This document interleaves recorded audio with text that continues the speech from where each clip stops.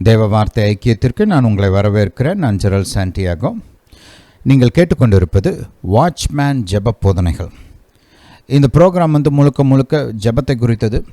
2 பகுதிகளாக இந்த ப்ரோக்ராமை பிரிச்சிருக்கிறோம். முதல் பகுதியில் நாம் ஜெபிக்க போகிறோம். நம்முடைய தேசத்திற்காக, தேவராஜ்யத்தின் காரியங்களுக்காக, பரிசுத்த ஆவியானவரின் வழிநடத்துதல் படி குறிப்பான காரியங்களுக்காக ஜெபிக்க போகிறோம்.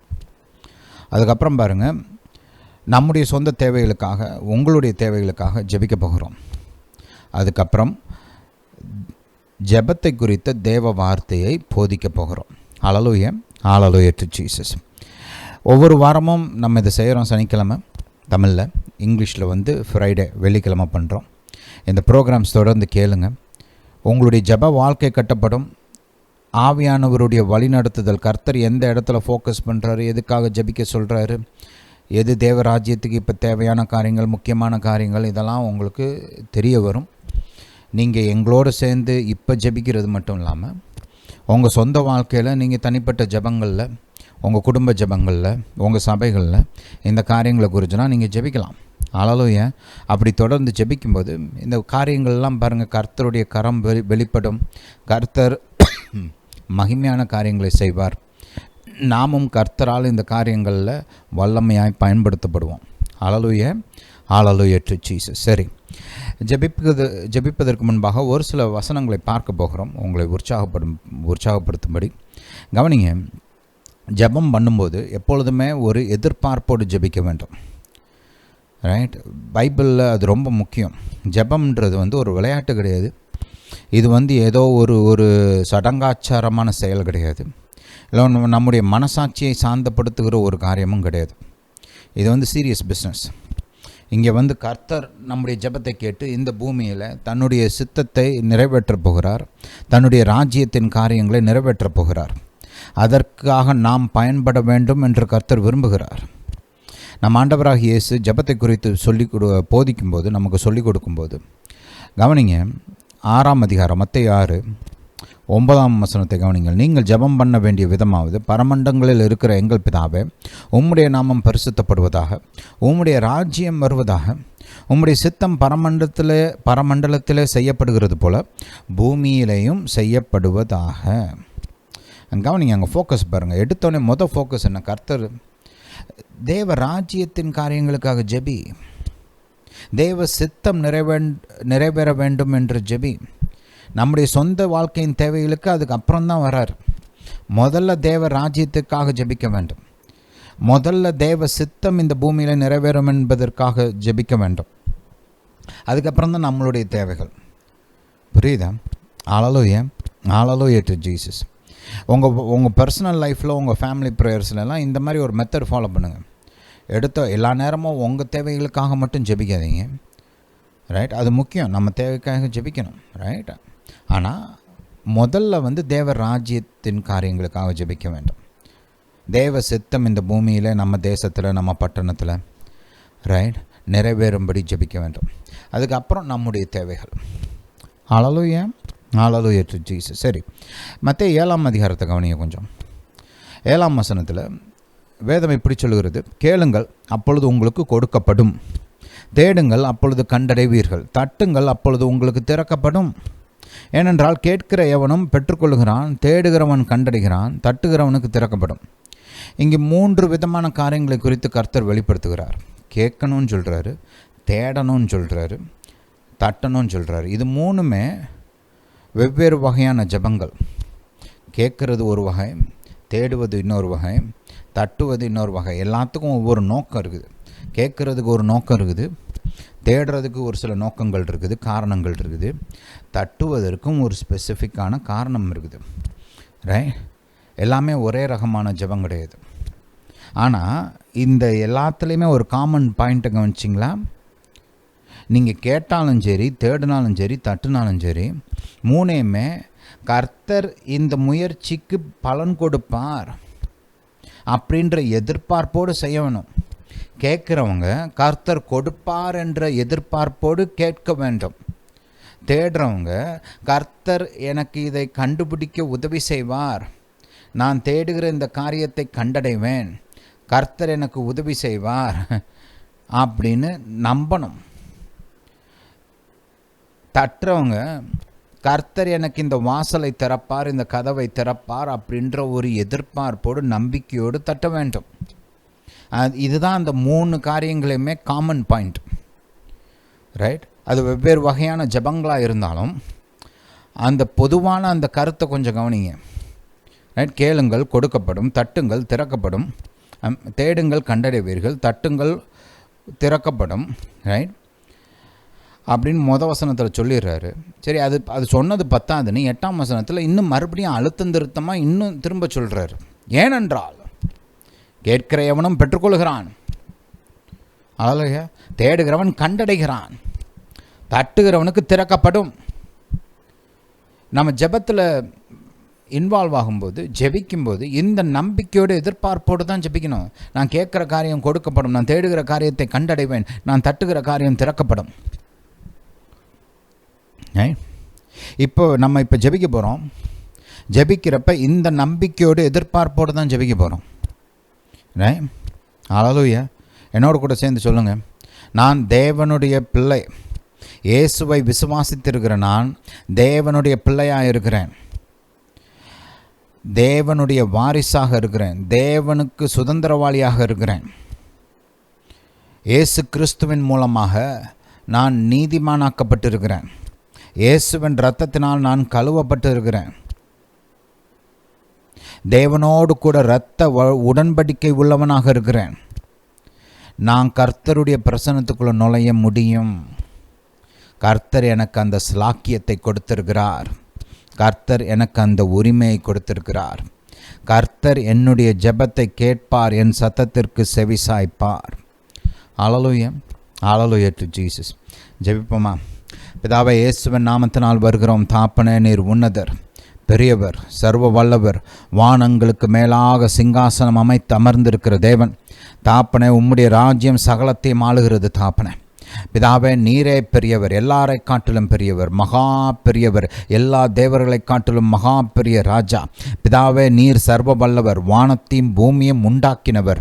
தாப்பனே, உம்மால் எல்லாம் கூடும், உம்மால் கூடாதது என்று எதுவும் இல்லை, உமக்கு ஆகாதது என்று எதுவும் இல்லை, உமக்கு கடினமானது என்று எதுவும் இல்லை. வானங்களை திரையை போல விரித்த தேவன், பூமியை ஒருவராய் பரப்பின தேவன். பிதாவே, மனுஷனை உருவாக்கினவர், மனுஷனை மீட்டெடுத்தவர். பிதாவே, உம்மை நோக்கி பார்க்கிறோம். தாப்பனே, எங்கள் இந்திய தேசத்திற்காக வருகிறோம். தாப்பனே, எங்கள் தேசம், எங்கள் மாநிலம், நாங்கள் வசிக்கும் பட்டணம், நாங்கள் வசிக்கும் பகுதிகளுக்காக வருகிறோம். தாப்பனே, எங்களுடைய தலைவர்கள், அரசாங்க அதிகாரிகள், அரசாங்க ஊழியர்கள் மற்றும் பிரதானமான மக்களுக்காக வருகிறோம்.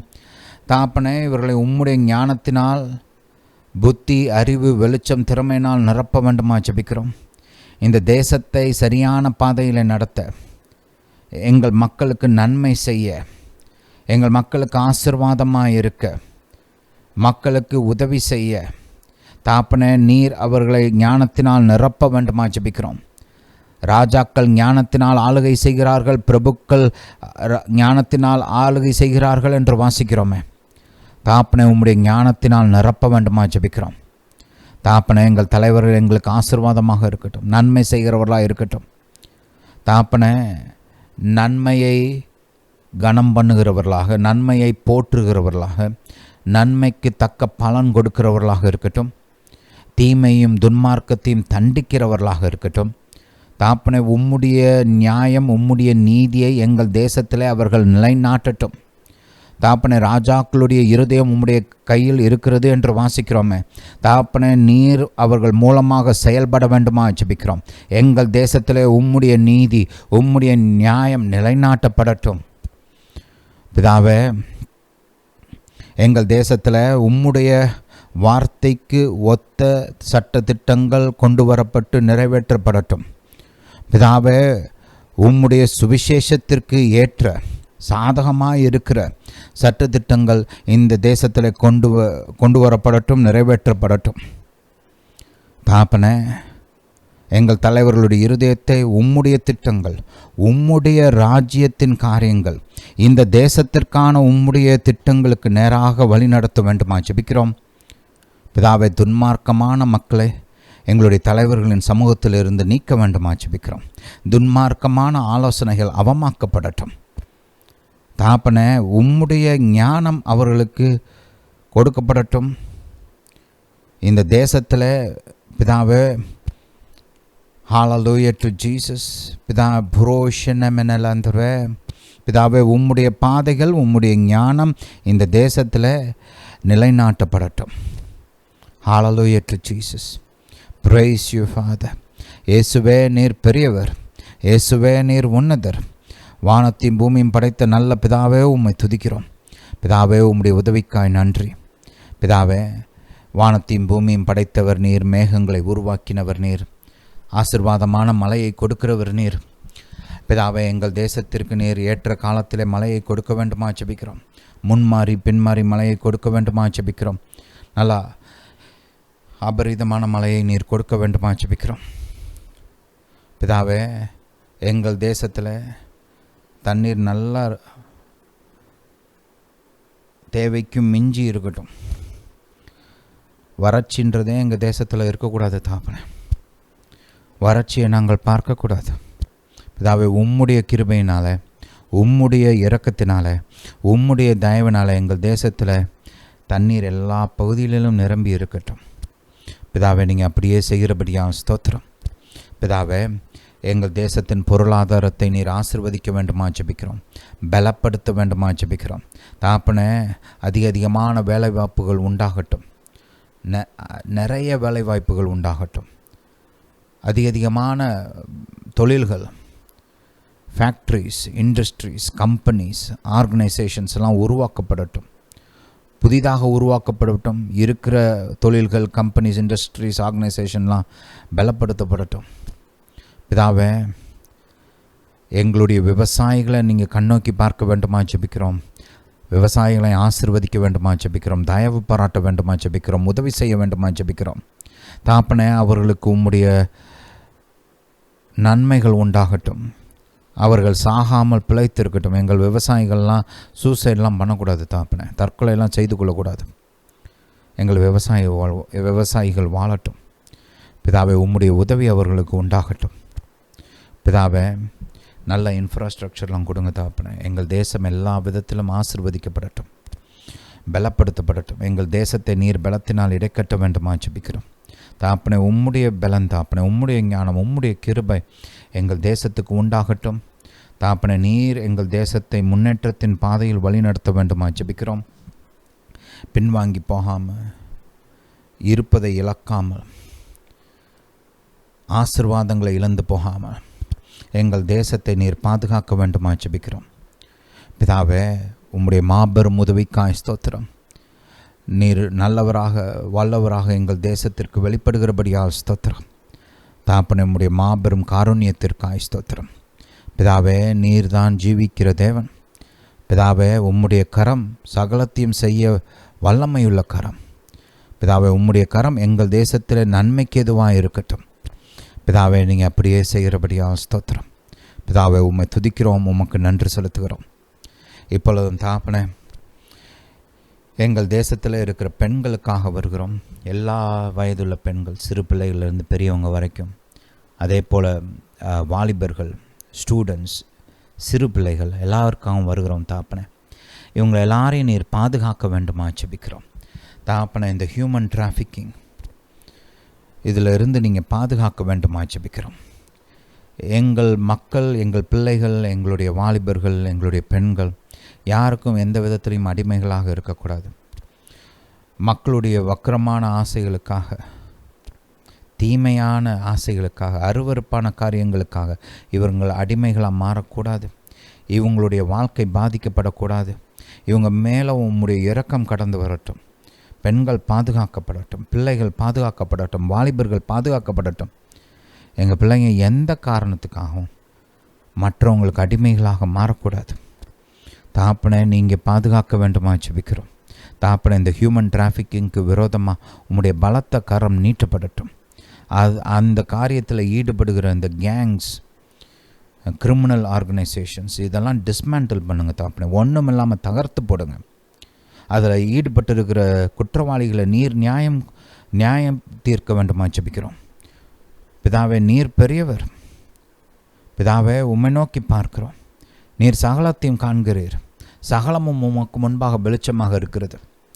உமக்கு மறைவானது எதுவும் இல்லை தகப்பனே.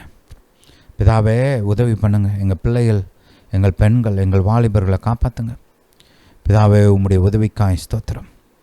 பிதாவே நீர் பெரியவர் தகப்பனே. பிதாவே அதே போல் அமெரிக்க தேசத்துக்காக வருகிறோம்.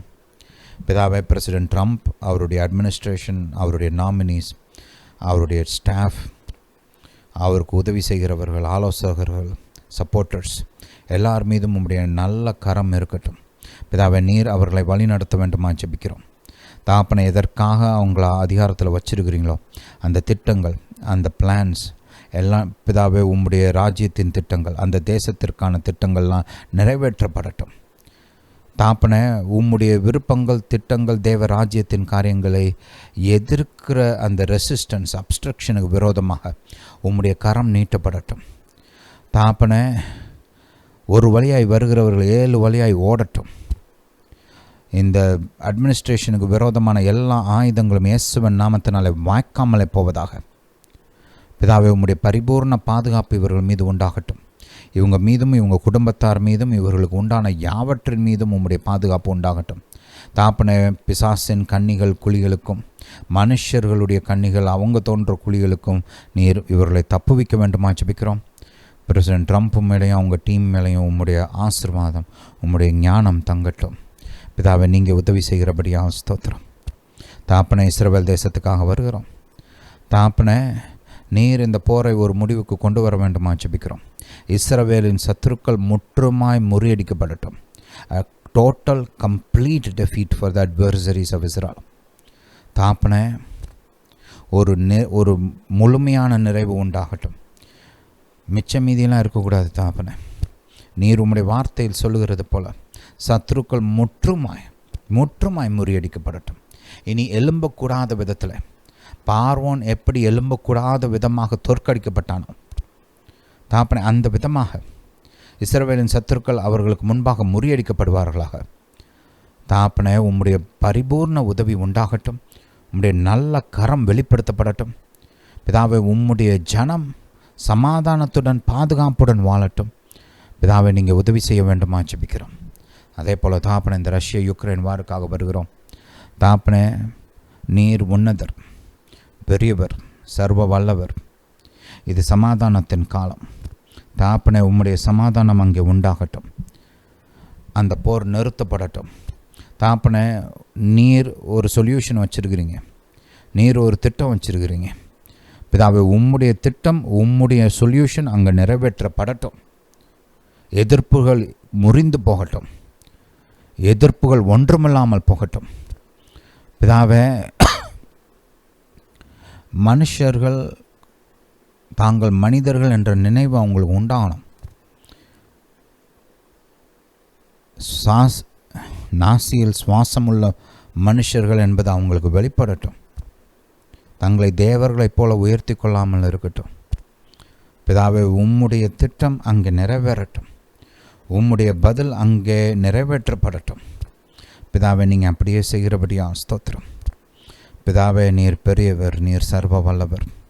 பிதாவே உம்முடைய பலன் வெளிப்படுகிறபடியால் ஸ்தோத்திரம். பிதாவே உம்முடைய திட்டங்கள், பதில்கள் நிறைவேற்றப்படுகிறபடியால் ஸ்தோத்திரம். பிதாவே நீரே உன்னதர், நீரே பெரியவர், நீரே சர்வ வல்லவர். பிதாவே வானத்தையும் பூமியும் படைத்த தேவன் நீர் எங்களை நினைக்கிறபடியால் ஸ்தோத்திரம். எங்களுக்கு ஒத்தாசை செய்கிறபடியால் ஸ்தோத்திரம். இப்பொழுதும் தாப்பனை என்னுடைய சத்தத்தை கேட்டுக்கொண்டு இருக்கிற ஒவ்வொருவருக்காகவும் வருகிறேன். தாப்பனை நீர் உம்முடைய பலத்த கரத்தை நீட்டி மக்களை குணமாக்க வேண்டுமா ஜெபிக்கிறேன். அற்புதங்களும் அடையாளங்களும் இயேசுவின் நாமத்தினாலே நடப்பதாக. தாப்பனை மக்களுடைய வியாதிகள், வலி, வேதனைகள் நீங்கட்டும். அவர்கள் பலவீனங்கள் நீங்கட்டும். பிதாவே மக்களுக்கு ஆறுதல் உண்டாகட்டும், பலன் உண்டாகட்டும், சமாதானம் உண்டாகட்டும். கடன் பிரச்சனைகள் இயேசுவின் நாமத்தினாலே ஒளிந்து போவதாக. பண தேவைகளை பிதாவே நீர் சந்திக்க வேண்டுமா ஜெபிக்கிறேன். இருதயத்தின் விருப்பங்களை நிறைவேற்ற வேண்டுமா ஜெபிக்கிறேன். தாப்பனை கடன் பிரச்சனைகள் ஒளிந்து போகட்டும், ஒன்றுமில்லாமல் போகட்டும். தாப்பனை மக்களுக்கு பணத்தின் காரியங்களிலே விடுதலை உண்டாகட்டும், அற்புதங்கள் உண்டாகட்டும், பிரேக் த்ரூஸ் உண்டாகட்டும். தாப்பனை பிதாவே ஒவ்வொருவரையும் நீர் கண்ணோக்கி பார்க்க வேண்டுமா ஜெபிக்கிறேன்.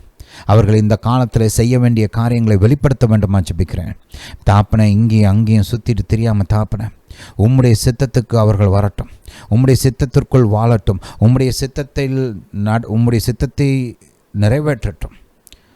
ஹல்லேலூயா டு ஜீசஸ். இயேசுவே உம்மை துதிக்கிறோம், இயேசுவே உமக்கு நன்றி செலுத்துகிறோம்.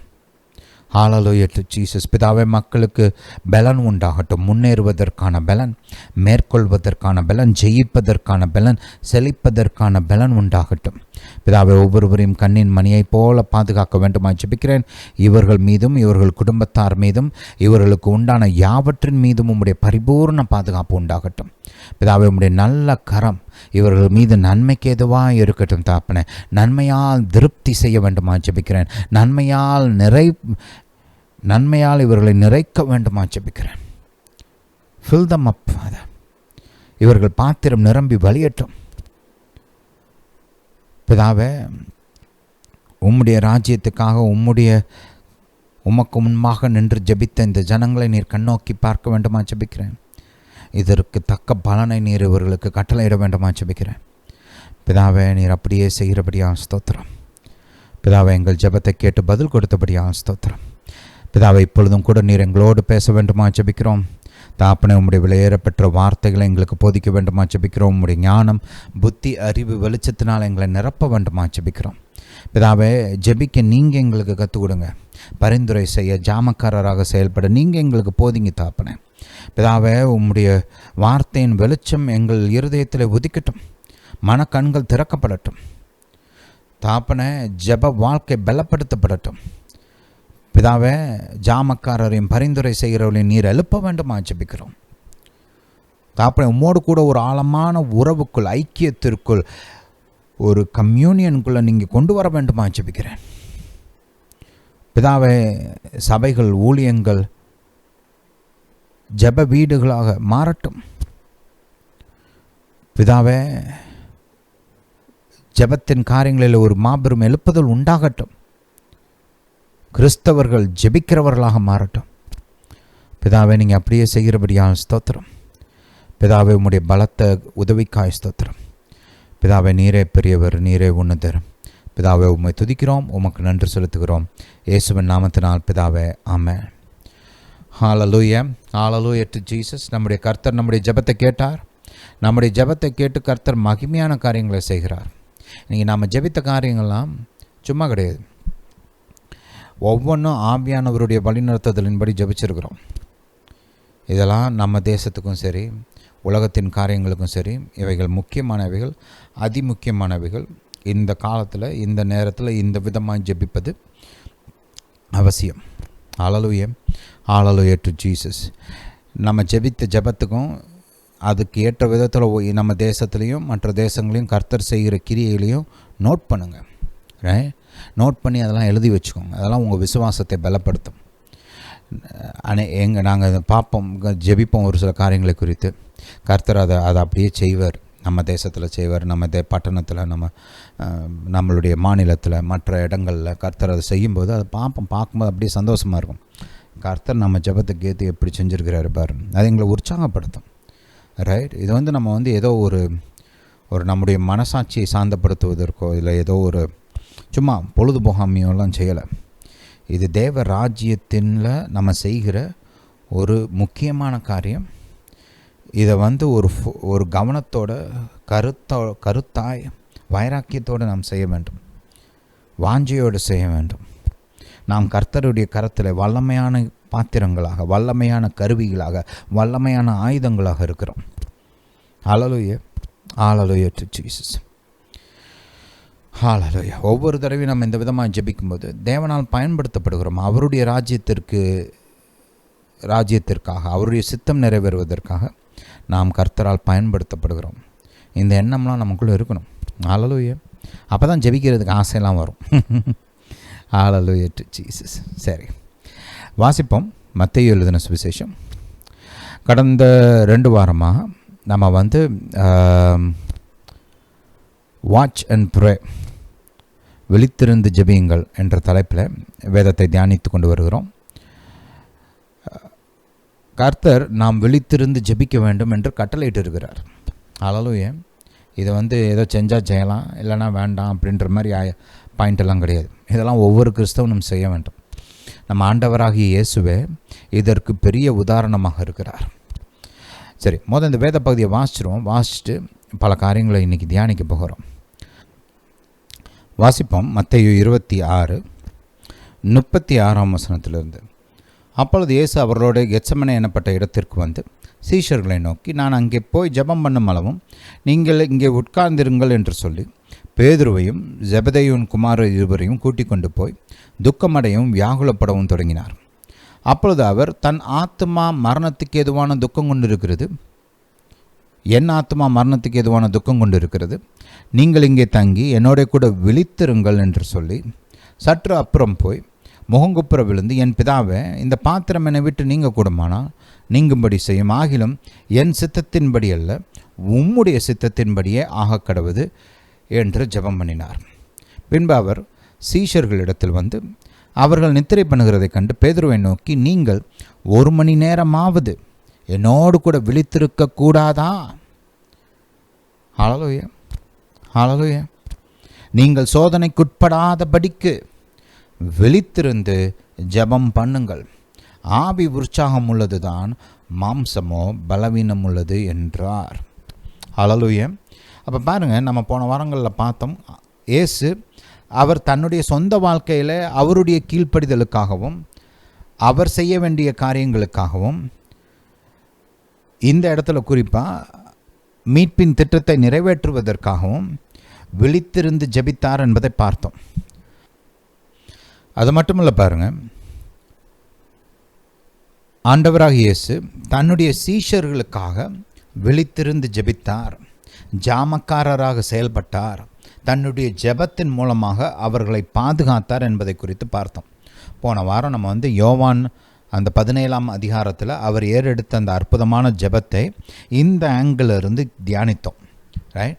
ஆண்டவராகிய இயேசு எப்படி தனக்கு கொடுக்கப்பட்ட தன்னுடைய சீஷர்களை பாதுகாத்தார், எப்படி அவர்களுக்காக ஜாமக்காரராக செயல்பட்டார் என்பதை குறித்து பார்த்தோம். பேதுருவுக்காக அவர் எப்படி ஆவியானவர் மூலமாக ஜெபத்தை ஏறெடுத்து பேதுருவை பாதுகாத்தார், அவர் விசுவாசத்தை பாதுகாத்தார், ஊழியத்தை பாதுகாத்தார் என்பதை குறித்தெல்லாம் பார்த்தோம். நான் போன மெசேஜில் எனக்கு கடைசியில் இந்த பாயிண்ட்டை சொன்னேன், கவனிங்க. இது போன தடவை மென்ஷன் பண்ணேன், ஆனால் திரும்ப மென்ஷன் பண்ணுறது முக்கியம், அவசியம், தேவை.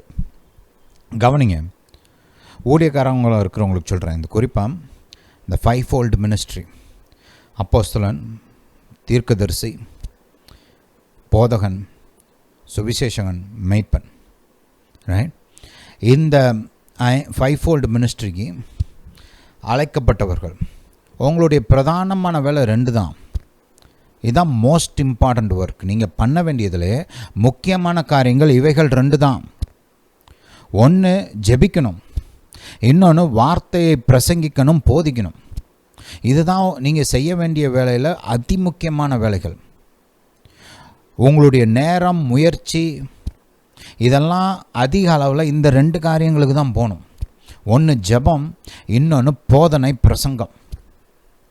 மற்றதெல்லாம் நேரம் இருந்தால் பண்ணுங்க, ஆனால் இது 2 தான் பிரதானமாக பண்ணணும். ரைட்? ஏசப்பா அப்படி தான் செஞ்சார். அதன் மூலமாகத்தான் போன வாரம் பார்த்தோம். இதை திரும்ப நினைப்பூட்டுறேன், கவனிங்க. இயேசு தன்னுடைய பொறுப்பாக பிதாவானவர் தன்னுடைய பொறுப்பில் கொடுத்த அந்த சீஷர்களுக்காக இதைத்தான் செஞ்சார். அவர்களை எப்படி பாதுகாத்தார்? அவர்களுக்கு வார்த்தையை போதித்தார், தேவனை குறித்த சரியான வெளிச்சத்தை கொடுத்தார். இயேசு உம்முடைய நாமத்தை அவர்களுக்கு வெளிப்படுத்தினேன் அப்படின்னு சொல்லும்போது அதுக்கு என்ன அர்த்தம்னா, கர்த்தர் யார், அவர் எப்படிப்பட்டவர், அவர் என்ன செய்வார், அவர் என்ன செய்ய மாட்டார் அப்படின்ற அந்த வெளிச்சத்தை கொடுக்கிறார். தன்னுடைய வார்த்தையை கொடுத்து அவர்களை பக்குவப்படுத்துகிறார், ஆயத்தப்படுத்துகிறார், பலப்படுத்துகிறார், ஞானத்தை அவர்களுக்கு அப்படியே போஷிக்கிறார், ஊட்டி விடுறார். ஹல்லேலூயா. இது ஒரு பக்கம். இன்னொரு பக்கம் அவர்களுக்காக ஜெபிக்கிறார். ரைட்? இதெல்லாம் போன வாரம் நல்லா டீட்டெயில்டாக பார்த்தோம், அதுக்குள்ளே நான் திரும்ப போக விரும்பலை. ஆனால் இந்த ஹைலைட்டை நான் உங்களுக்கு சொல்கிறேன். ரைட்? ஒரு ஊழியக்காரனுக்கு இதுதான் பிரதானமான வேலை. உங்கள் பொறுப்பில் கொடுக்கப்பட்ட அந்த காங்கிரிகேஷன், உங்களை பின்பற்றுகிற அந்த மக்கள், ரைட், இவங்களுக்காக நம்ம கர்த்தர் இடத்துல கணக்கு கொடுக்கணும். நல்லா கவனிங்க, புரியுதா? ஏசப்பா இங்கே பேசிக்காக கணக்கு கொடுக்குறாரு பிதாட்ட. அந்த யோவான் 17ஆம் அதிகாரத்தை நீங்கள் படித்து பார்த்தீங்கன்னா, பிதா முன்னாடி நின்று கணக்கு கொடுக்குறாரு. அவர் கொடுத்த வேலை, அவர் கொடுத்த மக்கள், இதை எந்த அளவுக்கு நான் கரெக்டாக பண்ணியிருக்கிறேன், எந்த விதத்தில் இதை செஞ்சு முடிச்சிருக்கிறேன்றதை கணக்கு கொடுக்குறாரு பிதாவுக்கு. ஆளலையே இப்போ நம்மளாம் செய்யணும் இதை. ஆளலையே அப்போ நம்ம பொறுப்பில் கர்த்தர் கொடுத்துருக்குற இந்த மக்கள் இவங்களுக்காகலாம் நம்ம செய்ய வேண்டிய இந்த பிரதானமான வேலை, அவங்களுக்கு வார்த்தையை போதிக்கணும், நல்லா போதிக்கணும். ஏசப்பா தான் செஞ்சார். பப்ளிக்காக போதிக்கிறாரு, தனியாக இருக்கும்போது போதிக்கிறாரு. அவங்களுக்கு வார்த்தையை கொடுத்துக்கிட்டே இருக்கணும், அவங்களுக்காக ஜெபித்து கொண்டே இருக்கணும். பவுல் அப்போஸ்தலனுடைய வாழ்க்கையை பாருங்கள், அவருடைய ஊழியத்தை கவனிங்க. அவரும் அதே மெத்தட் தான் பயன்படுத்துகிறாரு. நினைப்பில் வரும்போதெல்லாம் ஜெபிக்கிறேன்றார். அவங்களுக்கு வார்த்தையை போதிக்கிறாரு.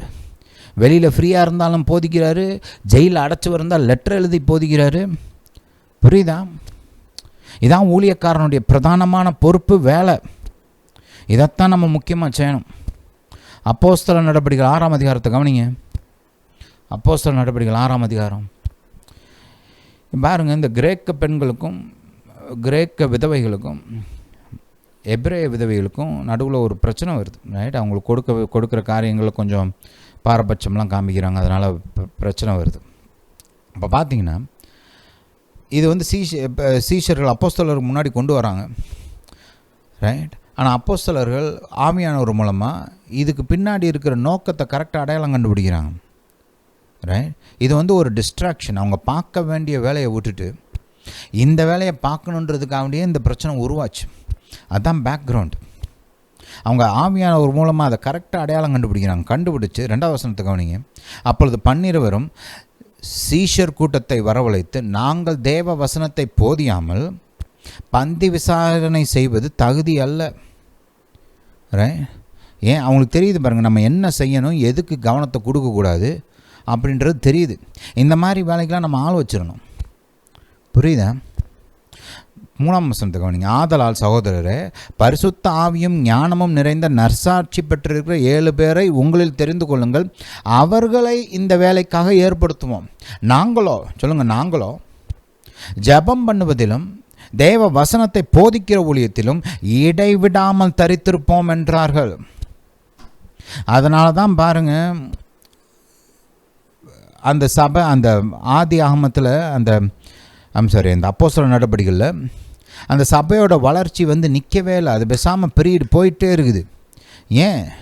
இந்த மாதிரி இடையூறுகள்லாம் அவங்க கரெக்டாக ஆவியானவர் மூலமாக அடையாளம் கண்டுபிடிச்சு அதை கரெக்டாக ஹேண்டில் பண்ணுறாங்க, ரைட்? இந்த யோசனை சபையார் எல்லாருக்கும் அது பிரியமாக இருந்துச்சு. அப்புறம் அவங்க மேலே தலையில் கை வச்சு அவங்களுக்கு ஜெபம் பண்ணி அவங்கள இந்த ஊழியத்துக்கு ஒப்பு கொடுக்குறாங்க, ரைட்? ஹல்லேலூயா. அடுத்து கவனிங்க, அது முடிஞ்சோடனே 7ஆம் வசனத்தை கவனிங்க. 7ஆம் வசனம் என்ன சொல்லுது? தேவ வசனம் விருத்தி அடைந்தது. இதான் கர்த்தர் விரும்புகிறார். இன்றைக்கி சபைகளில், இன்றைக்கி நம்ம தேசத்தில், நம்ம பட்டணத்தில், நம்ம மாநிலத்தில் கர்த்தர் இதைத்தான் விரும்புகிறார். தேவ வசனம் விருத்தி அடைய வேண்டும் என்று விரும்புகிறார். என்ன விருத்தி அடையணும்? தேவ வசனம். தேவ வசனம் விருத்தி அடைந்தது. சீஷருடைய தொகை எருசலேமில் மிகவும் பெருகிற்று. வசனம் பெருகினாத்தான் சீஷருடைய தொகை பெருகும். ஹல்லேலூயா. நல்லா மைண்டில் வச்சுக்கோங்க. தேவ வசனம் போதிக்கப்பட வேண்டும், ஜெபத்தில் தரித்திருக்க வேண்டும். இதுதான் நமக்கு கொடுக்கப்பட்ட வேலையில் அதிமுக்கியமான வேலைகள். நம்முடைய பிரதானமான நோக்கம், கவனம், பணம், நம்முடைய செலவில் பிரதானமான எல்லாம் இதுக்கு தான் போகணும். வார்த்தையை போதிக்கிறதுக்கும் ஜெபத்துக்கும் எல்லா முயற்சிகள், நம்முடைய நேரம், காலம் எல்லாம் இந்த 2 காரியத்துக்கு நேராக கொண்டு செல்லப்படணும். இதனால் மைண்டில் வச்சுக்கோங்க. ஹல்லேலூயா.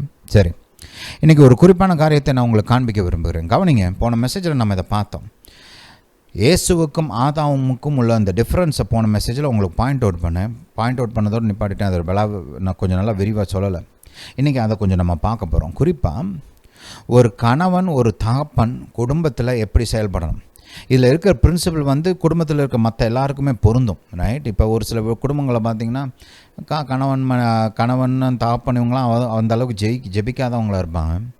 அந்த நேரத்தில் இவங்க பார்க்க வேண்டிய வேலையை அந்த வீட்டில் இருக்கிற பெண்கள் எடுத்து செய்ய வேண்டிய அவசியம் இருக்குது. மனைவியோ இல்லை தாயோ செய்ய வேண்டிய அந்த ஒரு வேலையெல்லாம் இருக்குது. இது ஒன்லி கணவன் தாப்பன் மட்டும்தான் செய்யணும்னு சொல்ல வரல, அதை நல்லா புரிஞ்சுக்கோங்க. ஆனால் இந்த தாப்பனுக்கும் கணவனுக்கும் ஒரு பெரிய பொறுப்பு இருக்குது. அதை சொல்லி ஆகணும். ஜாமக்காரராக செயல்பட வேண்டிய அந்த பொறுப்பு இருக்குது. அதனால் இந்த மெசேஜில் அதை கொஞ்சம் நான் ஹைலைட் பண்ண போகிறேன். ஆனால் இந்த பிரமாணங்கள் வந்து இந்த வேலையை மனைவி செஞ்சாலோ இல்லை தாய் செஞ்சாலோ இல்லை பிள்ளைகள் செஞ்சால் கூட பிரமாணங்கள் வந்து பொருந்தும். அளவுயா இதில் போதனையில் இருக்கிற அந்த ஞானமும் அந்த வழிமுறைகளும் அவங்களுக்கும் பொருந்தும். ஸோ பேசிக்கலி எல்லாருமே கேட்கலாம். ரைட். எப்பொழுதுமே சில சமயம் நம்ம கணவன் தாப்பன் அப்படின்னு சொன்னதுனால அப்படியே டியூன் அவுட் பண்ணிடக்கூடாது. அதில் இருக்கிற பிரமாணங்கள் அந்த ஞானத்தெல்லாம் நம்ம எடுத்துக்கலாம் எப்பொழுதுமே. ரைட். இப்போ உதாரணத்துக்கு பாருங்கள், நீதிமொழிகளில் இந்த ஞானமுள்ள பெண்மணி வந்து ஞானத்தினால் வாயை திறக்க வேண்டும், அவருடைய நாவில் வந்து அந்த காருண்யம், லா ஆஃப் கைண்ட்னஸ் இருக்கணும் அப்படின்லாம் வேதம் போதிக்குது. ரைட். அது வந்து எழுதப்பட்டது வந்து அந்த பெண்ணுக்காக எழுதப்பட்டது. ஆனால் அந்த பிரின்சிபல் ஆணுக்கும் பொருந்தும் இல்லையா? இப்போ ஆண்கள்லாம் வாயை திறக்கும் போது என்ன முட்டாத்தனத்தில் வாயை திறக்கணும்னு இருக்குது? இல்லை, கிடையாது இல்லையா? ஆண்களும் ஞானத்தில் தான் வாயை திறக்கணும் இல்லையா? அவங்க நாவலையும் அந்த லா ஆஃப் கைண்ட்னஸ் அதெல்லாம் இருக்கிறது நல்லது இல்லையா? அளவுயா அந்த மாதிரி பாருங்கள், இந்த மாதிரி பிரமாணங்கள்லாம் எல்லாருக்குமே பொருந்தும். அதனால் நம்ம ஒரு சிலரை பாயிண்ட் அவுட் பண்ணி ஒரு குறிப்பான குரூப்பை நம்ம பாயிண்ட் அவுட் பண்ணி பேசினாலும் அந்த பிரமாணங்கள் எல்லாருக்குமே பொருந்தும். அதில் இருக்க ஞானம் எல்லாருக்குமே பொருந்தும். அதை மைண்டில் வச்சுக்கோங்க. சரி, அப்போ பாருங்கள், இங்கே ஆண்டவராகிய இயேசுடைய கரத்தில் இந்த சீஷர்கள் ஒப்பு கொடுக்கப்பட்டாங்க, அவருடைய பொறுப்பாக கொடுக்கப்பட்டாங்க. அவர்களை பாதுகாக்க வேண்டியது இயேசுடைய கடமையாக இருந்தது. பிதா அதை எதிர்பார்த்தார். இயேசு பல இடங்கள் இதை குறித்து சொல்கிறார். என் கையில் கொடுக்கப்பட்ட யாரையும் நான் இழக்கலை, ரைட், அவங்கள நான் பாதுகாப்பேன் அப்படின்லாம் பேசுகிறார் பல இடங்களில். ரைட். அப்போது இந்த பொறுப்பை ஆதாமுக்கும் கர்த்தர் கொடுத்திருந்தார். ஆதாமுக்கு எதை பொறுப்பை கொடுத்திருந்தார்னா, ஒன்று இந்த பூமி ஆதாமுடைய கரத்தில் பொறுப்பாக கொடுக்கப்பட்டிருந்தது. ஆதாம் தான் மனுக்குலத்தின் தலையாக இருக்கிறான். இந்த பூமிக்கு அவன் தான் ராஜா, ஒரிஜினல் ராஜா. இந்த பூமியை ஆளுகை செய்யும்படி கர்த்தர் அவனுக்கு அதிகாரத்தை கொடுத்திருந்தார். வாசிப்போம். ஆதியாகமம் 1 அதிகாரம். மனுக்குலத்தை உருவாக்கும் போதே கர்த்தர் என்ன சொல்லி உருவாக்குறார்? பின்பு தேவன் நமது சாயலாகவும் நமது ரூபத்தின்படியும் மனுஷனை உண்டாக்குவோமாக, அவர்கள் சமுத்திரத்தின் மச்சங்களையும் ஆகாயத்து பறவைகளையும் மிருக ஜீவன்களையும் பூமி அனைத்தையும், சொல்லுங்க, பூமி அனைத்தையும், பூமியின் மேல் ஊறும் சகல பிராணிகளையும் ஆளக்கடவர்கள் என்றார். ரைட். அப்போ பாருங்கள், இந்த பூமி ஆதாமுடைய ஆளுகைக்கு ஒப்பு கொடுக்கப்பட்டு இருந்தது. ஆதாம் தான் இந்த பூமிக்கு ராஜா. ரைட். இப்போ பாருங்கள், ஒரு பூமிக்கு இன்றைக்கி நம்ம தேசத்துக்கு ஒருத்தவங்க வந்து ராஜாவா இல்லை பிரதம மந்திரியா இல்லை ஒரு பிரசிடெண்ட்டாக இருக்கிறாங்க. நம்ம ஊரில் கவர்மெண்ட் இருக்குது இல்லையா? அப்படின்னா நம்ம என்ன எதிர்பார்க்குறோம்? அவங்க பார்க்க வேண்டிய வேலையை அவங்க பார்க்கணும் இல்லையா? இந்த மக்களை பாதுகாக்க வேண்டியது, இந்த தேசத்தை பாதுகாக்க வேண்டியது அவங்களுடைய கடமை, பொறுப்பு. அதுக்கு தான் மிலிட்ரி இருக்கிறாங்க, அதுக்கு தான் போலீஸு, அதுக்கு தான் இந்த உளவுத்துறை இதெல்லாம் இருக்கிறாங்க இல்லையா? ஆளலையா நேவி, ஏர்ஃபோர்ஸு, ஆர்மி, இவங்களாம் இருக்கிறதுக்கு நோக்கம் என்ன? இந்த தேசத்தை பாதுகாக்க வேண்டியது அவங்களுடைய கடமை, பொறுப்பு. ரைட். அதிகாரம் மட்டும் இல்லை, அதை செய்வதற்கான அதிகாரம் மட்டும் அவங்களுக்கு கொடுக்கப்படல, அதை செய்வதற்கான பொறுப்பும் அவங்களுக்கு இருக்குது. அது அவங்களுடைய கடமையாக இருக்கிறது இல்லையா? அதே போல தான் ஆதாமுக்கு வந்து இந்த தேசத்தை ஆளுகிற பொறுப்பு மட்டுமில்லை, இந்த பூமியை ஆளுகிற பொறுப்பு மட்டுமில்லை, அதை பாதுகாக்கிற பொறுப்பும் அவனுக்கு கொடுக்கப்பட்டு இருந்தது. ரைட். கர்த்தர் வந்து அவனுக்கு ஒரு தோட்டத்தையும் ஏற்படுத்தி கொடுக்குறார். 2ஆம் அதிகாரத்தை பார்த்தீங்கன்னா அந்த ஒரு தோட்டத்தை ஏற்படுத்தி அவனுக்கு ஒரு வேலையை கொடுக்குறார். என்ன வேலை? அந்த தோட்டத்தை வந்து பண்படுத்தவும் அதை பாதுகாக்கவும் அவனுக்கு வந்து ஒரு கட்டளை கொடுக்குறார். இதை நீ செய்யணும். என்ன செய்யணும்? பண்படுத்த வேண்டும், பாதுகாக்க வேண்டும். ஹல்லேலூயா. 15ஆம் வசனத்தை கவனிங்க. தேவனாகிய கர்த்தர் மனுஷனை ஏதேன் தோட்டத்தில் அழைத்து கொண்டு வந்து அதை பண்படுத்தவும் காக்கவும் வைத்தார். ஹல்லேலூயா. அது அவனுக்கு கொடுக்கப்பட்ட பொறுப்பு.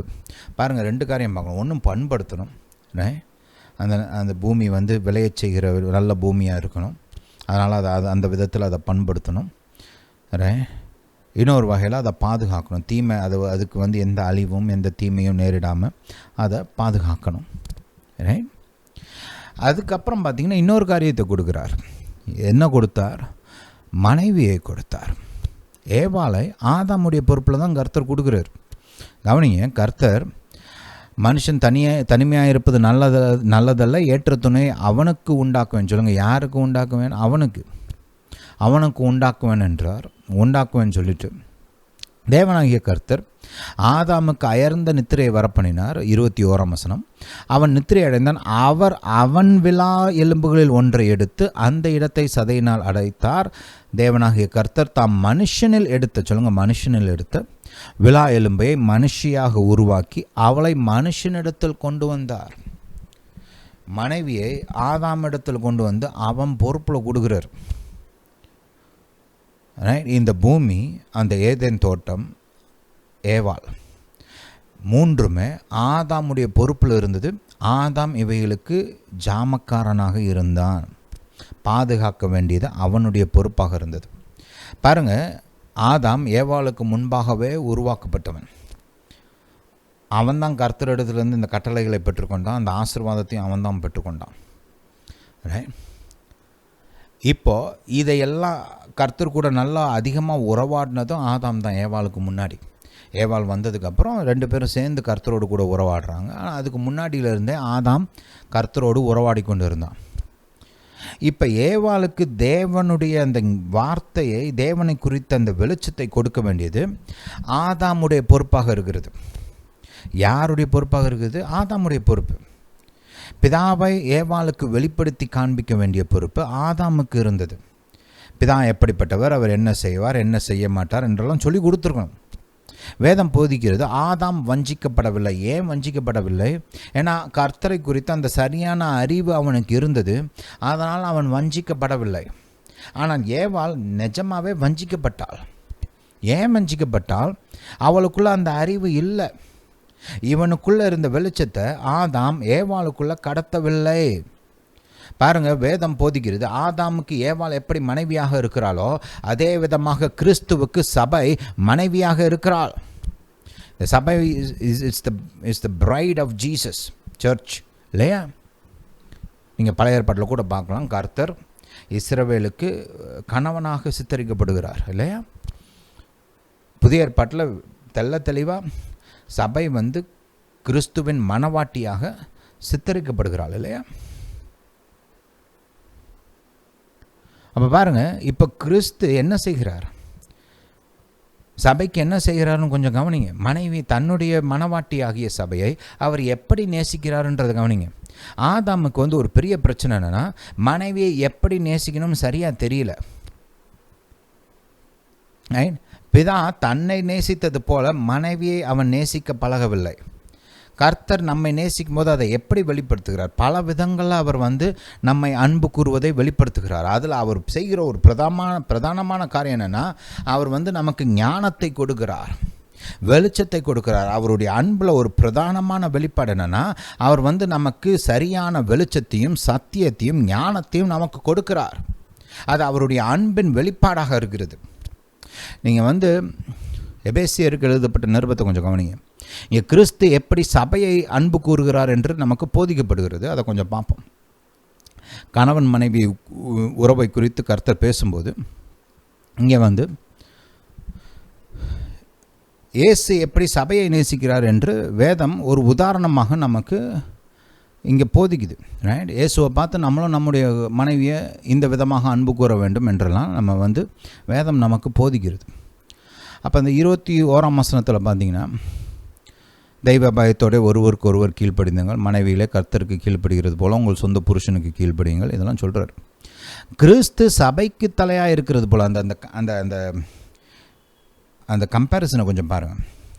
கிறிஸ்து சபைக்கு தலையாக இருக்கிறது போல் புருஷனும் மனைவிக்கு தலையாக இருக்கிறான், அவரே சரீரத்துக்கு இரட்சகராக இருக்கிறார். அங்கே மறுபடியும் கவனிங்களேன், சபைக்கு அவர் என்னவாக இருக்கிறார்? இரட்சகராக இருக்கிறார். ஹல்லேலூயா, ஹல்லேலூயா டு ஜீசஸ். ஒரு பக்கம் நம்ம சபை, கர்த்தர் வந்து சபையை போஷிக்கிறார், இன்னொரு பக்கம் சபையை ரட்சிக்கிறார், பாதுகாக்கிறார். 24ஆம் வசனத்தை கவனிங்க. ஆகையால் சபையானது கிறிஸ்துவுக்கு கீழ்ப்படுகிறது போல மனைவிகளும் தங்கள் சொந்த புருஷர்களுக்கு எந்த காரியத்திலும் கீழ்ப்படிந்திருக்க வேண்டும். கவனிங்க, புருஷர்களே உங்கள் மனைவிகளை அன்பு கூறுங்கள், அப்படியே கிறிஸ்துவும் சபையில் அன்பு கூர்ந்து தாம் எதை சபையை, கிறிஸ்துவின் மனவாட்டியாகிய சபையை திருவசனத்தை கொண்டு தண்ணீர் முழுக்கினால் சுத்திகரித்து பரிசுத்தமாக்குகிறதற்கும் கரை திரை முதலானவைகளை ஒன்றுமில்லாமல் பரிசுத்தமும் பிழையற்றதுமான மகிமையுள்ள சபையாக அதை தமக்கு முன் நிறுத்தி கொள்வதற்கும் தம்மை தாமே அதற்காக ஒப்பு கொடுத்தார்.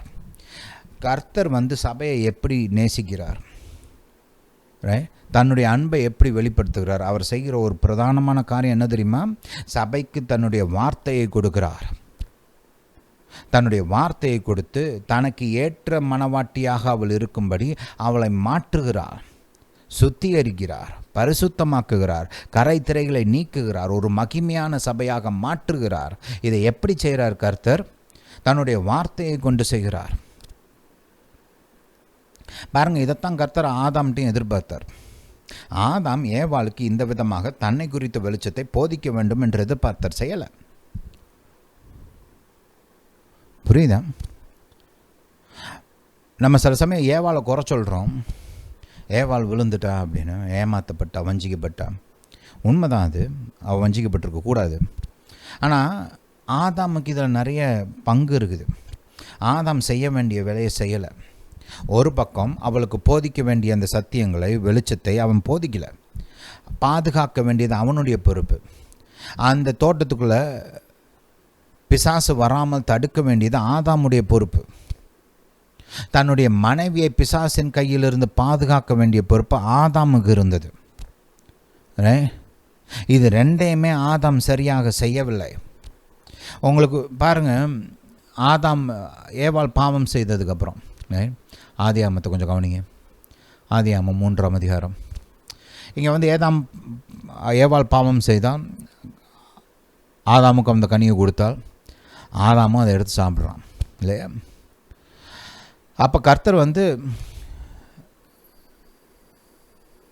இறங்கி வர்றார் எப்பொழுதும் போல் அவங்கள சந்திக்கிறதுக்கு. 3ஆம் அதிகாரம் 8ஆம் வசனத்தை கொஞ்சம் கவனிங்க.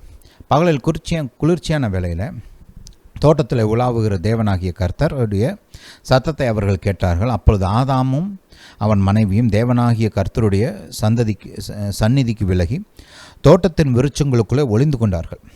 அப்பொழுது தேவனாகிய கர்த்தர் ஆதாமை கூப்பிட்டு, நீ எங்கே இருக்கிறாய் என்றார். ஏன் இங்கே குறிப்பாக ஆதாமை கூப்பிட்டார்? கவனிங்க, பைபிளில் எழுதப்பட்ட எல்லா காரியத்துக்கும் அர்த்தம் இருக்குது. எதுவுமே ரேண்டம் கிடையாது, எதுவுமே சும்மா கிடையாது.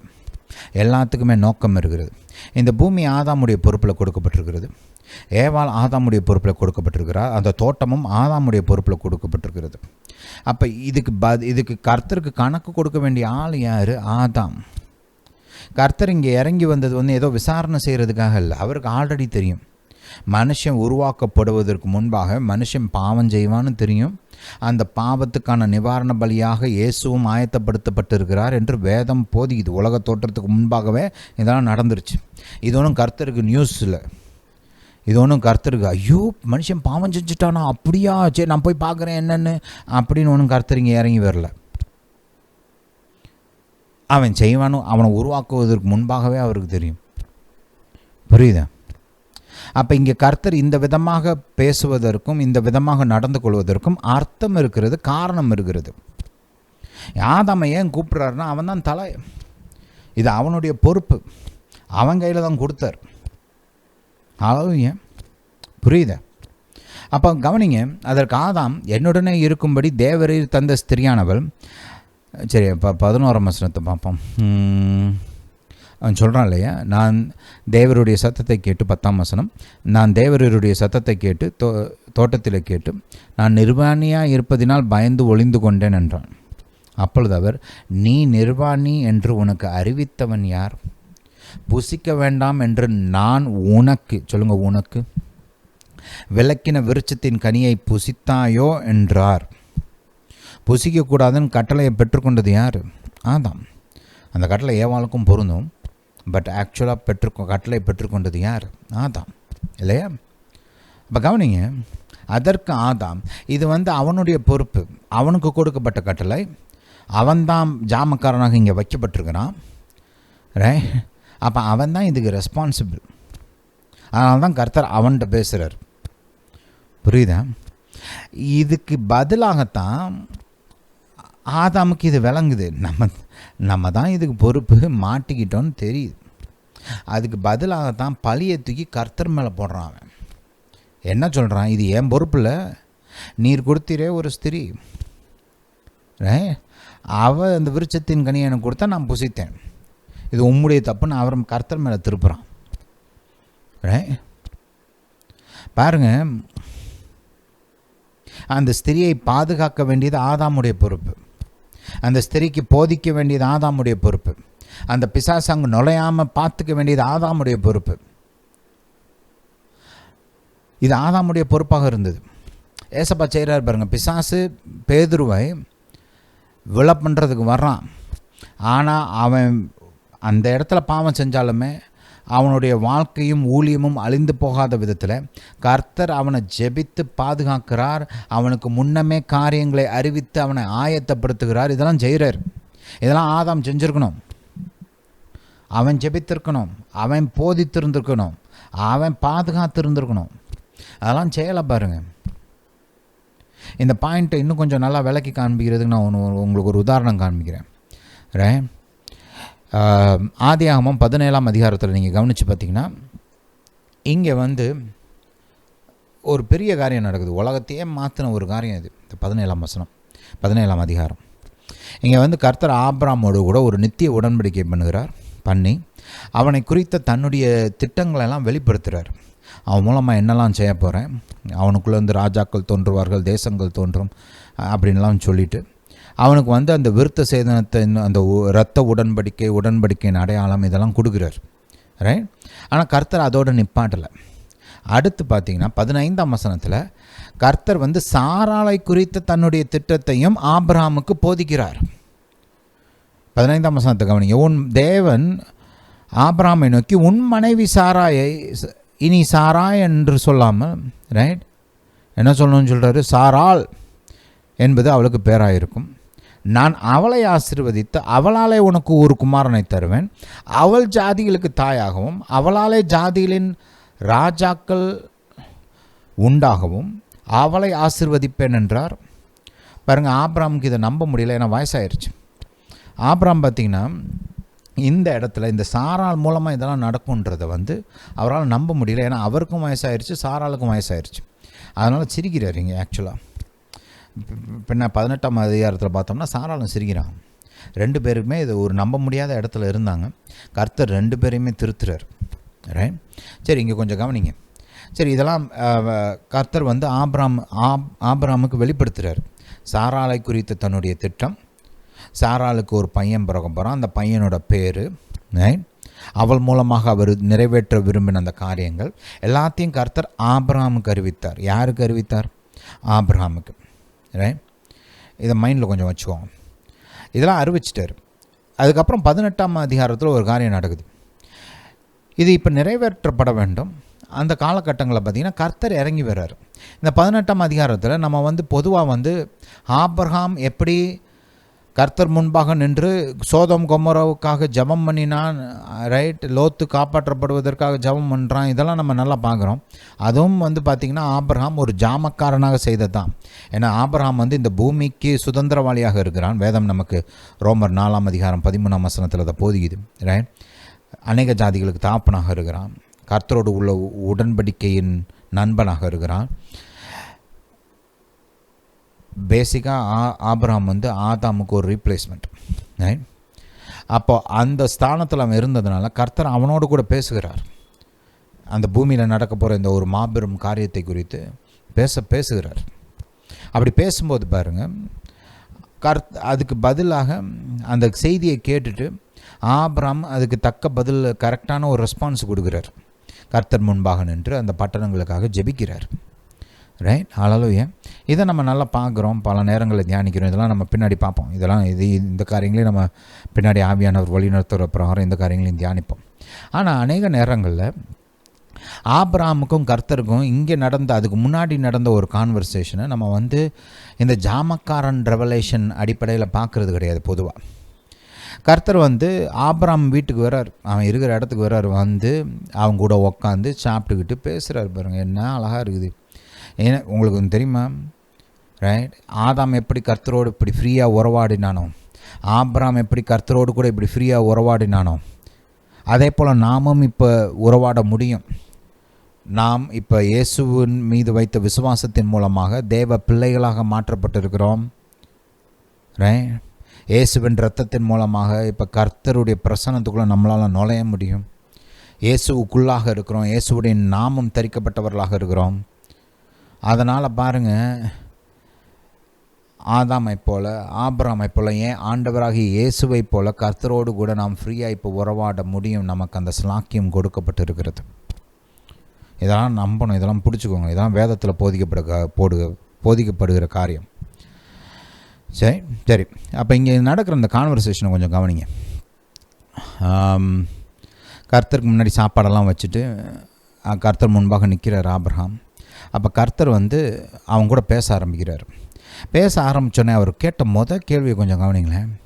அவர்கள் அவனை நோக்கி, உன் மனைவி சாராள் எங்கே என்றார்கள். அதோ கூடாரத்தில் இருக்கிறாள் என்றான். ஏன் இவன்கிட்ட கேட்கணும்? கர்த்தருக்கு தெரியாதா அவன் எங்கே இருக்கிறான்னு? ரைட்? கர்த்தருக்கு தெரியுமா? தெரியாதா? அப்புறம் என்னத்துக்கு கேட்குறாரு கர்த்தர், உன் மனைவி சாராள் எங்கே? மறுபடியும் பாருங்கள், அந்த குடும்பத்துக்கு ஆபிரகாம் தலை, இது அவனுடைய பொறுப்பு. ரைட்? அவனை சாராளை குறித்து கர்த்தர் ஆபிரகாமுக்கு பல காரியங்களை இதுக்கு முந்தின அதிகாரத்தில் வெளிப்படுத்தி இருக்கிறார். இதெல்லாம் தேவ ராஜ்யத்திற்கு முக்கியமான காரியங்கள். இதெல்லாம் ஆபிரகாம்கிட்ட பேசியிருக்கிறார். ரைட்? இப்போ அதோடைய நிறைவேறும் காலம் வந்துருச்சு.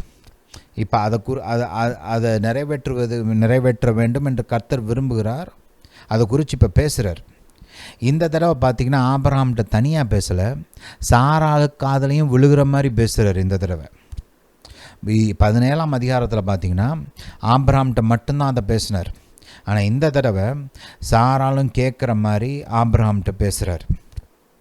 இது இன்ட்ரெஸ்டிங் ஃபேக்ட் என்னன்னு கேட்டிங்கன்னா, கர்த்தர் ஏன் சாராள்கிட்ட பேசலை, ஏன் ஆபிரகாம்கிட்ட பேசினார் இந்த காரியங்களை குறித்தலாம்? சாராள் சிரித்தப்போ கூட ஏன் சிரிச்சான்னு கர்த்தர் ஆபிரகாம்கிட்ட கேட்குறாரு. ஏன்? ரைட்? ஒரு சிலருக்கு இதெல்லாம் சரியாக விளங்குறது கிடையாது. ஏன் கர்த்தர் இப்படி பேசினார்? கர்த்தர் என்ன மேல் ஷாவனிஸ்டா?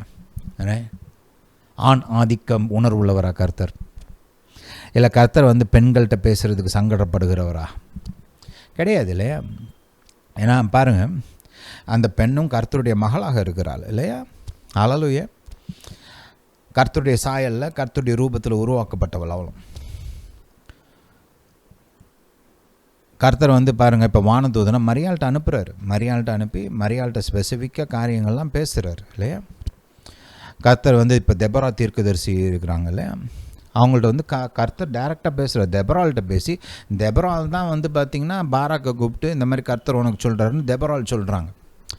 அதனால் இது ஏதோ கர்த்தர் ஆண்களுக்கு பாரபட்சம் உள்ளவர் அந்த மாதிரிலாம் இல்லை. கர்த்தர் ஒரு ஆண் ஆதிக்க உணர்வு உள்ளவர் அப்படின்னும் கிடையாது. இல்லை கர்த்தர் பெண்கள்கிட்ட பேச சங்கடப்படுகிறவர்னும் கிடையாது. இதுக்கு காரணம் இருக்குது. ஏன்னா ஆபிரகாம் இங்கே தலையாக இருக்கிறான். அவனுக்கு ஒரு பொறுப்பு இருக்குது. அவன்கிட்ட தான் இந்த ஞானத்தை அவர் கொடுத்தார், இந்த வெளிப்பாடுகளும் அவன்கிட்ட கொடுத்தார். அதை வச்சு அவன் என்ன பண்ணியிருக்கிறான்னு தெரியணும். அந்த வெளிச்சத்தை குறித்த பொறுப்பு இப்போ ஆபிரகாமுக்கு இருக்குது. அவன் சாராளுக்கு இதை சொல்லி கொடுத்துருக்கணும். கர்த்தர் 17ஆம் அதிகாரத்தில் கர்த்தர் போதிச்ச உடனே விருத்த சேதனம்லாம் உடனே பண்ணிடுறார் ஆபிரகாம். ஆனால் தனக்கு சாராளை குறித்து கொடுக்கப்பட்ட அந்த வெளிப்பாடு, சாராளை குறித்த அந்த திட்டங்கள், அந்த பிள்ளையை குறித்த கர்த்தருடைய விருப்பம், ஈசாக்குன்னு ஒரு பிள்ளை பிறக்க போகிறான், அவன் வாக்குத்தத்தத்தின் பிள்ளையாக இருக்க போகிறான், அவன் கூட கர்த்தர் உடன்படிக்கை செய்ய போகிறார். இதெல்லாம் ஆபிரகாம் சாராளுக்கு போதித்திருக்க வேண்டும், சொல்லி கொடுத்துருக்கணும். அது ஆபிரகாமுடைய பொறுப்பு, அவர் செஞ்சுருக்கணும் அதை. 10ஆம் வசனத்தை கவனிங்க. அப்பொழுது அவர் ஒரு உற்பவ காலத்தில் திட்டத்தில் நிச்சயமாய் உன்னிடத்திற்கு திரும்ப வருவேன், அப்பொழுது உன் மனைவியாகிய சாராளுக்கு ஒரு குமாரன் இருப்பான் என்றார். சாராள் அவருக்கு பிரதியுத்தரமாக சாராள் அவருக்கு பின்புறமாய் கூடார வாசலில் அதை கேட்டுக்கொண்டிருந்தால், ஆபிரகாமும் சாராளும் வயது சென்று முதிர்ந்தவர்களாயிருந்தார்கள். ஸ்திரீகளுக்குள்ள வழிபாடு சாராளுக்கு நின்று போயிற்று. ஆகையால் சாராள் தன் உள்ளத்திலே நகைத்து, நான் கிழவியும் என் ஆண்டவன் முதிர் வயதுமுள்ளவனான பின்பு எனக்கு இன்பம் உண்டாயிருக்குமோ என்றால், அப்பொழுது கர்த்தர் ஆபிரகாமை நோக்கி, மறுபடியும் கவனிங்க, கர்த்தர் சாராளை கூப்பிட்டு பேசலை. நம்ம ஏதேன் தோட்டத்தில் பார்க்குறோம், கர்த்தர் ஆபிரகாமை ஆதாமை கேட்குறாரு, ஆதாமுக்குரிய காரியங்களை ஆதாம்கிட்ட பேசுகிறாரு. அதுக்கப்புறம் அந்த ஆதாமுக்கும் தனியாக நியாய தீர்ப்புலாம் உண்டாகுது. ஏவாள்கிட்டையும் கர்த்தர் பேசினார் இல்லையா? அப்போ பாருங்க, இது ஏதோ பெண்கள்கிட்ட கர்த்தர் பேசக்கூடாது, இல்லை மனைவிட்ட பேச மாட்டேன் அப்படிலாம் கிடையாது. எதையுமே தப்பாக புரிஞ்சுக்கூடாது. இந்த பொறுப்பு, இந்த ஆர்டர் இதெல்லாம் இருக்குது. இது தேவராஜ்யம் செயல்படுகிற விதம். கர்த்தர் ஒரு ஆள் கையில் பொறுப்பு கொடுத்தாருன்னா அந்த பொறுப்பை அவங்க நிறைவேற்ற வேண்டும்னு விரும்புகிறார். உங்களுக்கு விருப்பம் இருக்குதோ இல்லையோ, அந்த ஆர்டர்லாம் தேவராஜ்யத்தில் இருக்குது. எவ்வளோ சீக்கிரமாக ஏற்றுக்கிறீங்களோ அவ்வளோ சீக்கிரமாக உங்களுக்கு நல்லது. புரியுதா? நீங்கள் ஆபிரகாமுக்கு அங்கே ஆதாமுக்கு, இங்கே ஆபிரகாமுக்கு பொறுப்பு இருக்குது. இவங்க தலையாக இருக்கிறாங்க. அங்கே ஆதாம் மனுக்குலத்தின் தலையாக இருக்கிறார், கிறிஸ்து சபைக்கு தலையாக இருக்கிறார். இங்கே ஆபிரகாம் அவருடைய குடும்பத்துக்கு அவர் தலையாக இருக்கிறார். அப்போ அதனால அந்த பொறுப்பு, அந்த ஆர்டர் இருக்கிறதுனால தான் அவங்கள்ட்ட பேசுகிறார். குறிப்பாக இப்போ நீங்கள் பார்த்தீங்கன்னா, கர்த்தர் இயேசுவுக்கு தான் தன்னுடைய வெளிச்சம் எல்லாத்தையும் கொடுக்குறார். வெளிப்பாடுகள்லாம் இயேசுவுக்கு தான் கொடுக்கப்படுகிறது.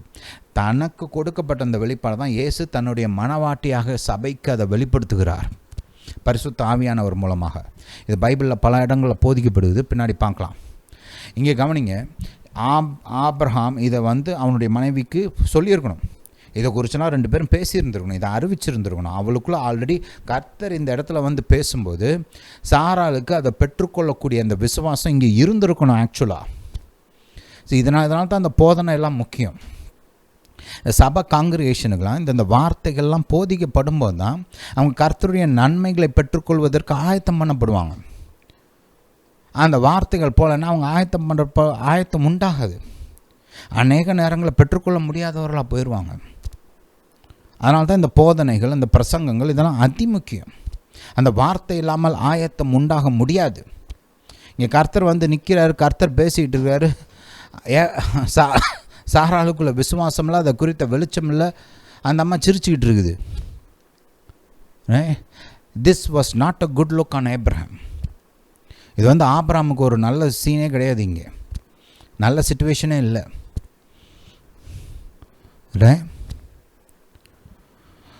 கவனிங்க, அப்பொழுது அவர் பேசுகிறார் இல்லையா, சாராள் நகைக்கிறான். அப்போ கவனிங்க 12ஆம் வசனம், ஆகையால் சாராள் தன் உள்ளத்தில் நகைத்து. 13ஆம் வசனத்தை பார்ப்போம். அப்பொழுது கர்த்தர் ஆபிரகாமை நோக்கி, சாராள் நகைத்து நான் கிழவியாய் இருக்க பிள்ளை பெறுவது மெய்யோ என்று சொல்வானேன். ஏன்? இதையும் பாருங்கள், கர்த்தர் சாராள்கிட்ட சொல்லலை. சாராளை கூப்பிட்டு, எதுக்கு சிரிச்சு நீ, உனக்கு விசுவாசம் இல்லையா அப்படின்லாம் கேட்கல. ஏசப்பா கேட்குறாரு, தன்னுடைய சீஷர்கள்ட்ட கேட்குறாரு பாருங்க, அற்ப விசுவாசிகளேன்னு சொல்கிறாரு. ஏன் பயந்தீங்க அப்படின்லாம் கேட்குறாரு இல்லையா? இங்கே கர்த்தர் சாராள்கிட்ட கேட்கல பாருங்க, கூப்பிட்டு நிற்க வச்சு, ஏம்மா என்னத்துக்கு சிரிச்ச, உன் விசுவாசம் எங்க அப்படின்லாம் சாராள்கிட்ட பேசவே இல்லை. அதுக்கு பதிலாக கர்த்தர் ஆபிரகாம்கிட்ட கேட்குறாரு, சாராள் ஏன் சிரிச்சா? ஏன் ஆபிரகாம்கிட்ட கேட்கணும்? ஏன்னா அவனுக்கு தான் அந்த பொறுப்பு இருந்தது. தனக்கு கர்த்தர் தன்னுடைய மனைவியை குறித்து கொடுத்த அந்த வெளிச்சத்தை அவளோடு கூட பகிர்ந்து கொள்ள வேண்டிய அந்த பொறுப்பு ஆபிரகாமுக்கு இருந்தது. 14ஆம் வசனத்தை கவனிங்க, கர்த்தரால் ஆகாத காரியம் உண்டோ? உற்பவ காலகட்டத்தில் உன்னிடத்திற்கு திரும்ப வருவேன். யார்கிட்ட பேசுகிறார் இதெல்லாம்? ஆபிரகாம்கிட்ட. அப்பொழுது சாராளுக்கு ஒரு குமாரன் இருப்பான் என்றார். இந்த இடத்துல தான் 2 பேருமே மனம் திரும்புகிறாங்க. ஆபிரகாம் பார்த்திங்கன்னா போன 17ஆம் அதிகாரத்திலே அவர் இஸ்மாயில் மூலமாக ஆசீர்வாதம் உண்டாகட்டும்னு விரும்பினார். ஆனால் கர்த்தர் சாராள் ஈசாக்குன்னு அடித்து சொல்லிட்டார். அவர் சாராள்கிட்ட இந்த காரியங்களெல்லாம் சரியாக கம்யூனிகேட் பண்ணல இன்னும். இப்போ இங்கே கர்த்தர் பேசும்போது ஆயத்தமில்லாதவர்களாக இருந்தார்கள். அந்த ஆசீர்வாதத்தை பெற்று அதை அனுபவிக்கக்கூடிய அந்த ஆயத்தம் இல்லாதவர்களாக இருந்தார்கள். இந்த இடத்துல 2 பேருமே மனம் திரும்ப வேண்டிய அவசியம் இருந்தது. ரைட்? ஆபிரகாம் இப்போ என்ன விசுவாசித்தார்? ஆபிரகாமை குறித்து வேதம் என்ன சொல்லுகிறது? கர்த்தர் வாக்கு பண்ணின காரியத்தை நிறைவேற்ற வல்லவராயிருக்கிறார் என்று விசுவாசித்தான். இங்கே தான் கர்த்தர் அவனுக்கு அதை போதிக்கிறார். கர்த்தரால் ஆகாத காரியம் உண்டோ? உற்பவ காலகட்டத்தில் உன்னிடத்திற்கு திரும்ப வருவேன், அப்பொழுது சாராளுக்கு ஒரு குமாரன் இருப்பான் என்றார். ஹல்லேலூயா, ஹல்லேலூயா. இந்த இடத்துல தான் சாராளும் மனம் திரும்பி, இந்த இடத்துல தான் சாராளும் விசுவாசிக்கிறாங்க. கர்த்தர் வாக்கு பண்ணினதை நிறைவேற்ற உண்மையுள்ளவராக இருக்கிறாருன்னு அவங்களும் விசுவாசித்தாங்க. ஆனால் இங்கே அந்த அக்கௌண்டபிலிட்டியை கொஞ்சம் கவனிங்க. கணவன்மாரே, தகப்பன்மாரே, உங்களுக்கு ஒரு பொறுப்பு இருக்கிறது. உங்கள் குடும்பத்தை குறித்த பொறுப்பு, ஜாமக்காரராக செயல்பட வேண்டிய பொறுப்பு இருக்குது. 2 காரியம் நீங்கள் செய்யணும். உங்கள் குடும்பம், உங்கள் மனைவி, பிள்ளைகளுக்கு தேவ வார்த்தையை, தேவ ஞானத்தை நீங்கள் போதிக்க வேண்டும். அவர்களுக்காக ஜெபிக்க வேண்டும். ஜாமக்காரராக செயல்பட கற்றுக்கொள்ள வேண்டும். அதி முக்கியம். நான் 3 டைப் பார்த்தோம், 3 உதாரணங்கள். ஆண்டவராக இயேசு தன்னுடைய மனவாட்டி ஆகிய சபைக்கு எப்படி செயல்படுகிறார் அப்படின்றத பார்த்தோம். ஆதாம் ஏவாளுக்கு என்ன செஞ்சுருக்கணுன்றதை பார்த்தோம். ஆபிரகாம் சாராளுக்கு என்ன செய்திருக்க வேண்டும் என்பதை குறித்தும் பார்த்தோம். ஹல்லேலூயா. இந்த காரியங்களெல்லாம் நல்லா தியானிங்க, யோசிங்க, ஜெபிங்க. இதெல்லாம் இருதயத்தில் இந்த காரியங்களெல்லாம் எடுத்து பதிச்சு வச்சுக்கோங்க. தகப்பன்மாருக்கும் கணவன்மாருக்கும் ஒரு பெரிய பொறுப்பு இருக்குது. ஜாமக்காரராக குடும்பத்தின் மீது செயல்பட வேண்டிய பொறுப்பு. ரைட்? அதை நம்ம செய்யணும். நீங்களும் செய்யணும், நானும் செய்யணும். ரைட்? ஹல்லேலூயா. சரி, இந்த காரியங்களை குறித்து அடுத்த வாரம் தொடர்ந்து தியானிப்போம். இந்த போதனையை இந்த மெசேஜோட இந்த லிங்க், இந்த வீடியோவை நீங்கள் உங்கள் குடும்பத்தார், உற்றார், உறவினர்கள், உங்களுக்கு தெரிந்த விசுவாசிகள், உங்களுக்கு தெரிந்த ஊழியக்காரர்கள் எல்லாருக்கும் அனுப்பிச்சு வைங்க. கர்த்தர் உங்களை ஆசீர்வதிப்பார். ஹல்லேலூயா, ஹல்லேலூயா டு ஜீசஸ். இந்த போதனை கேட்டபடியால் நன்றி. கர்த்தர் உங்களை ஆசீர்வதிப்பாராக. நம்முடைய இயேசு ராஜா சீக்கிரம் வருகிறார்.